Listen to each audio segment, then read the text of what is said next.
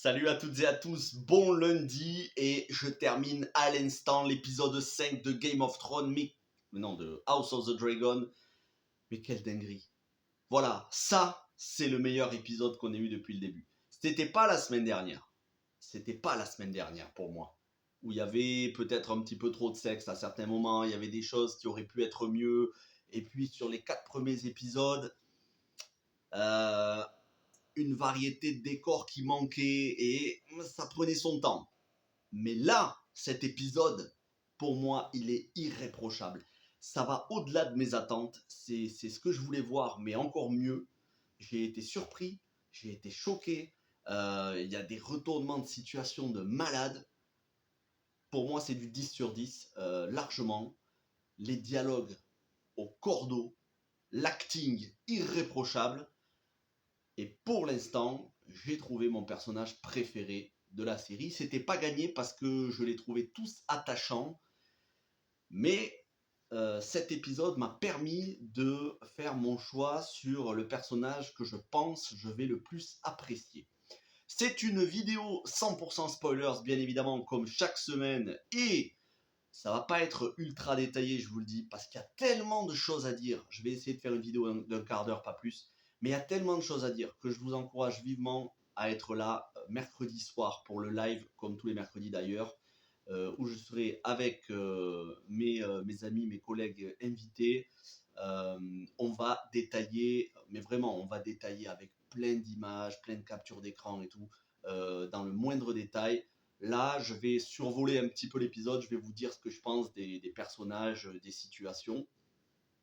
Mais mercredi, lors des lives du mercredi soir, c'est là où on rentre dans le détail. Donc si vous voulez une analyse beaucoup plus complète, c'est lors des lives, tout comme le Seigneur des Anneaux. Si vous voulez des analyses beaucoup plus complètes, c'est les lives du dimanche soir.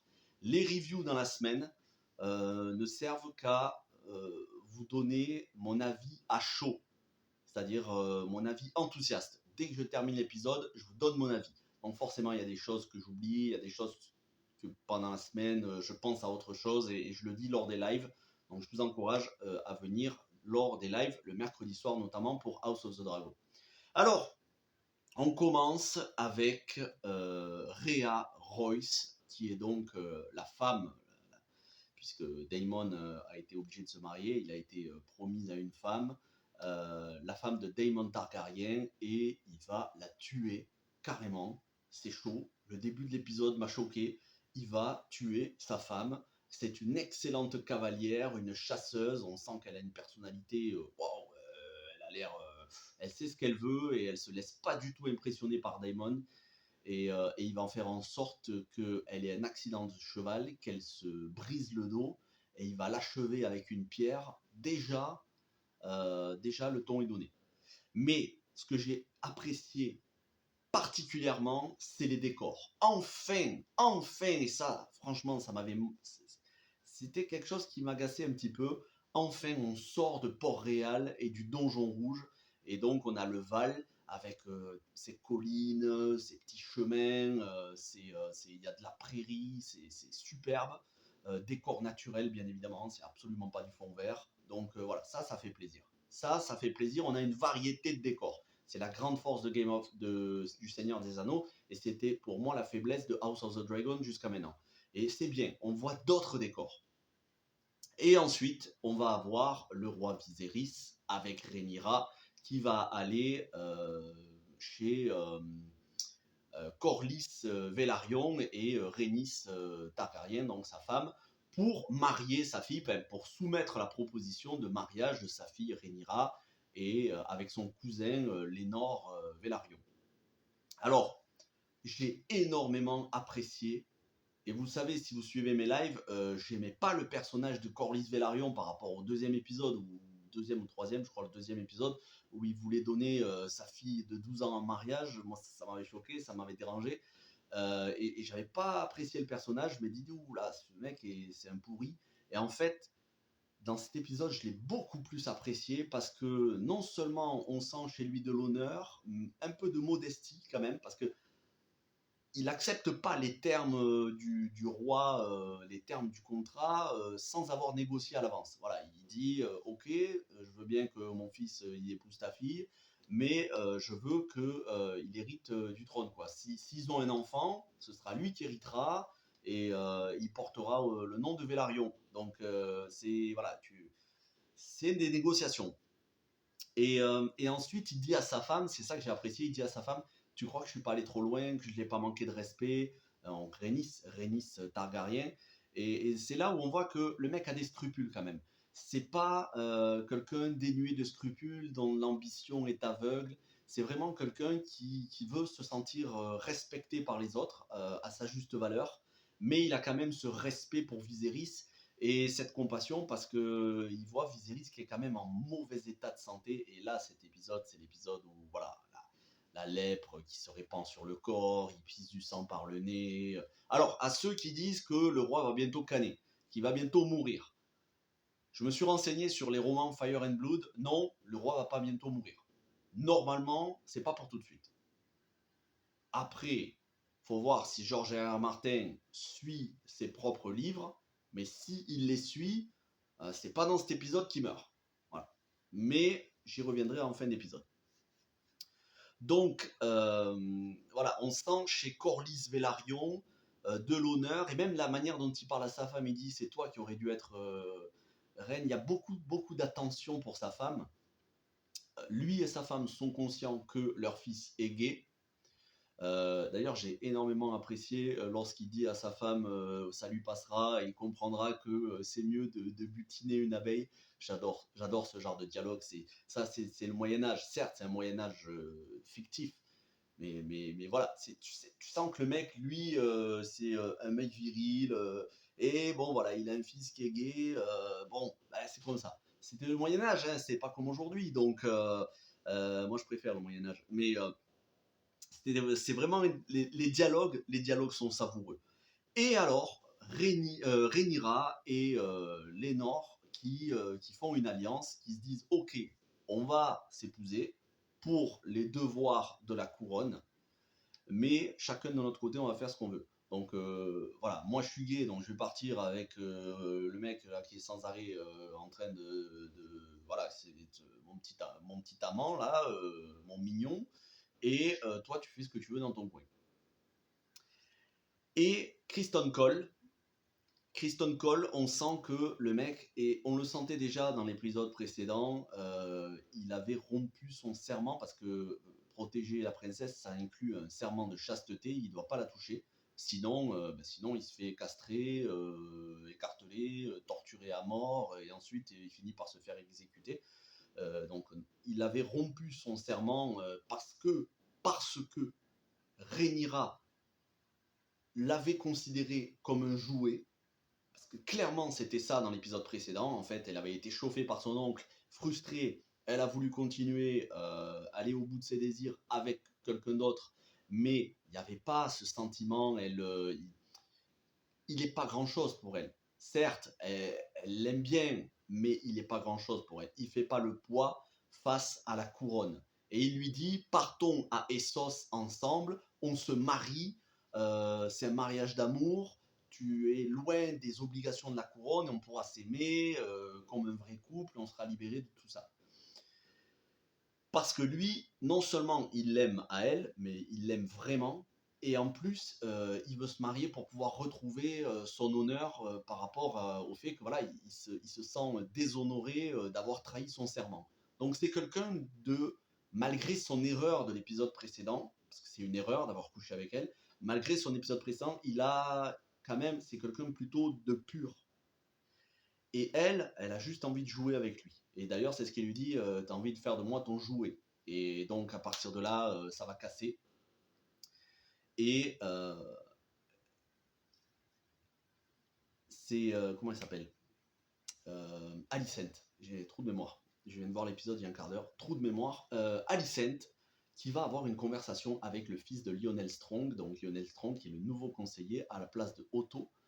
Et le fils de Lionel Strong, il lui dit, voilà, il y a le maître qui est venu, ce qu'on a vu en fin d'épisode, le maître il est venu avec une petite potion et elle comprend tout de suite en fait que c'est un contraceptif.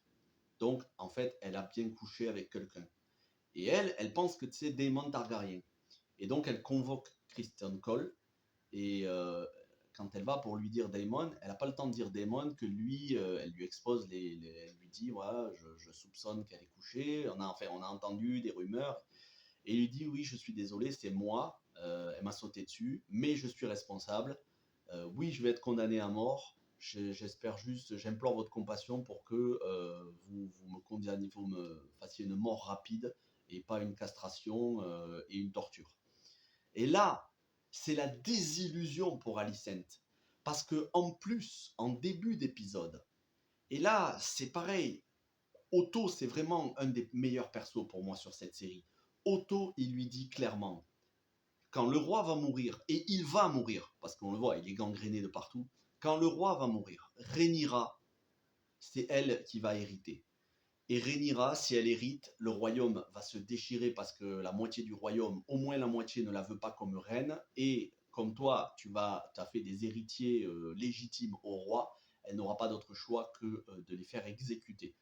Donc, est-ce que tu parierais sur la bonté et la miséricorde de Rhaenyra sur le trône, qui te laisse en vie, toi et tes enfants, alors que tu es la reine légitime?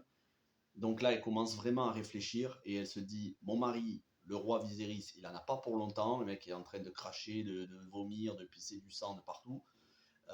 Si je dois mettre mon avenir et l'avenir de mes enfants en Rhaenyra, qui m'a potentiellement menti, ça va être chaud et elle n'est pas digne de confiance. Et là, quand elle apprend de la bouche de Criston Cole que non seulement euh, elle,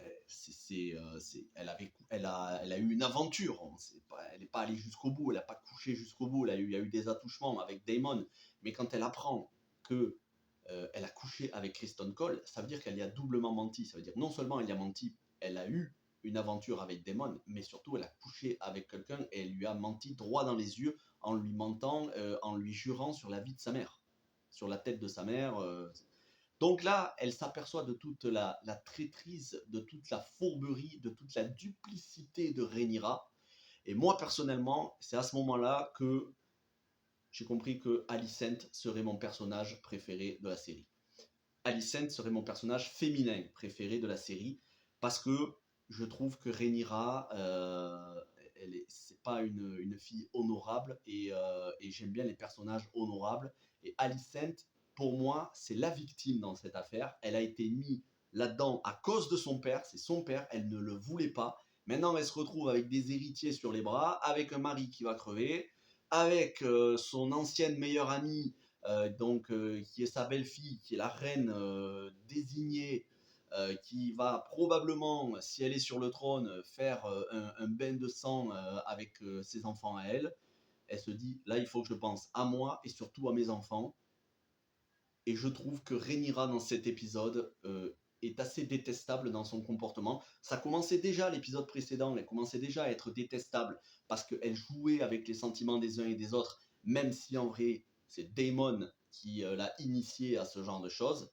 Et Matt Smith, dans cet épisode, il va être exceptionnel, je vais y revenir dans quelques instants. Mais Alicent, pour moi, et je l'ai dit lors des 4 premiers lives, à la base, c'est pas une manipulatrice. Elle n'a pas d'autre choix, elle va pas avoir d'autre choix que de manipuler les choses pour pouvoir s'en sortir vivante, parce qu'on l'a mis dans une situation où elle est la victime. Et je trouve que Emily Carey, l'actrice qui joue Alicent, est formidable. En plus, elle va passer le flambeau à Olivia Cooke la semaine prochaine, qui est une actrice excellente. Euh, c'est le personnage que je vais prendre le plus de plaisir à suivre. Et franchement, j'espère que le personnage, même si je connais un petit peu ce qui se passe dans Fire and Blood, j'espère vraiment que le personnage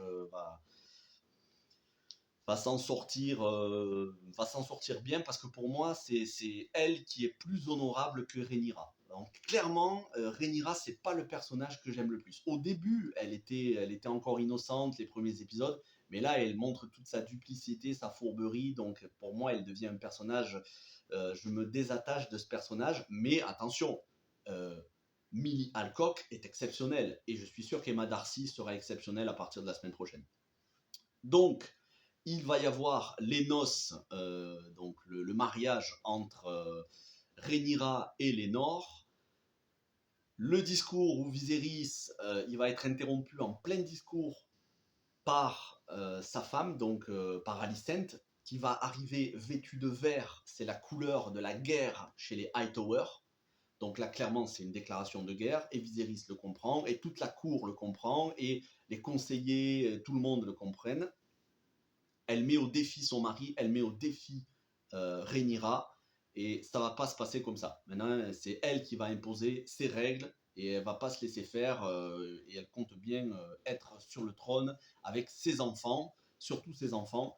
Donc ça, j'ai énormément aimé ce passage quand il s'arrête de faire son discours. En plus, il est très affaibli. Paddy Considine est exceptionnel, encore une fois, mais Paddy Considine, c'est de très très haut niveau.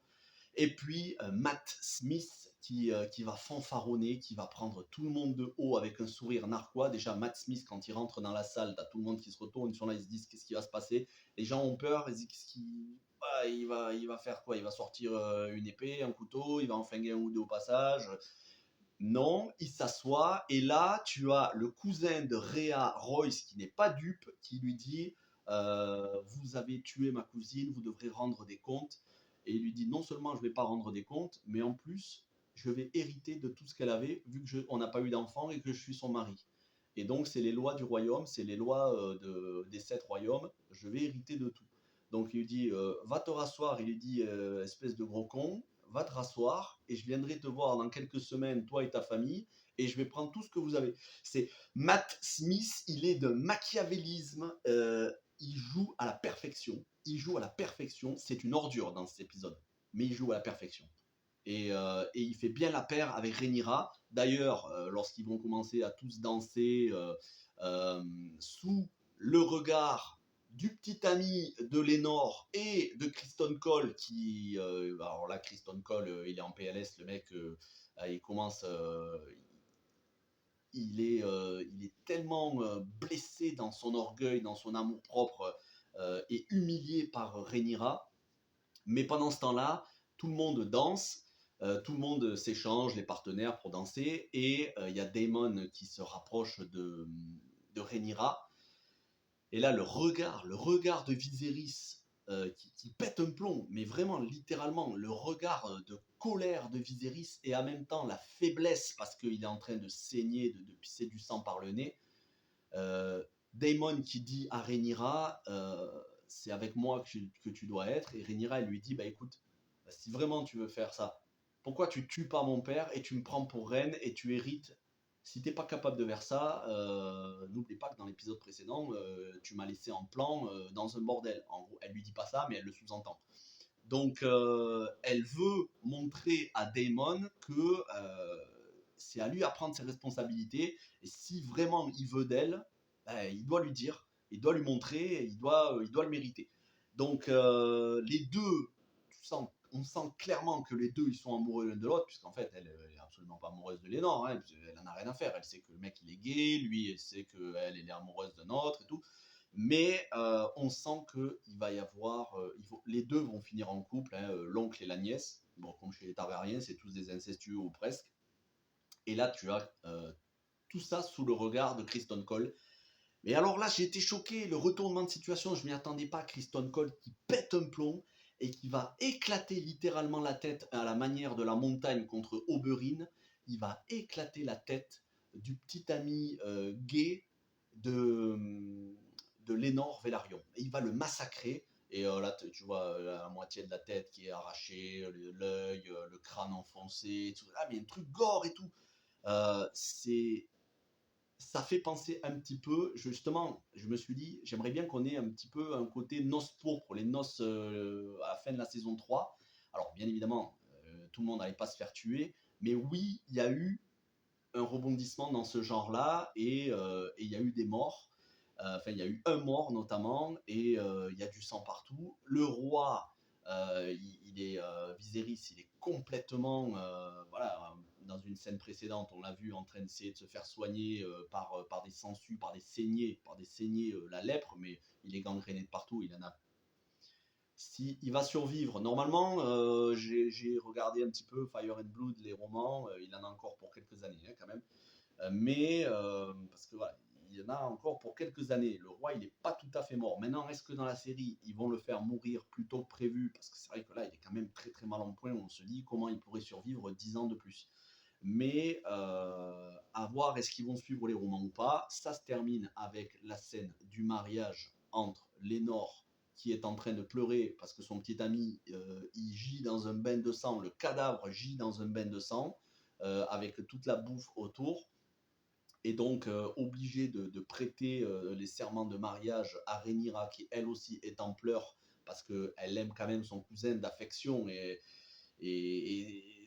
voilà, en gros, c'est le mariage, mais pendant qu'il y a un mort, pendant qu'il y a un meurtre, c'est d'un glauque la fin de l'épisode, et le roi Viserys qui s'évanouit, qui tombe à terre parce que il avait déjà pissé une flaque de sang par le nez, ou peut-être par d'autres orifices, en tout cas par le nez, c'est sûr.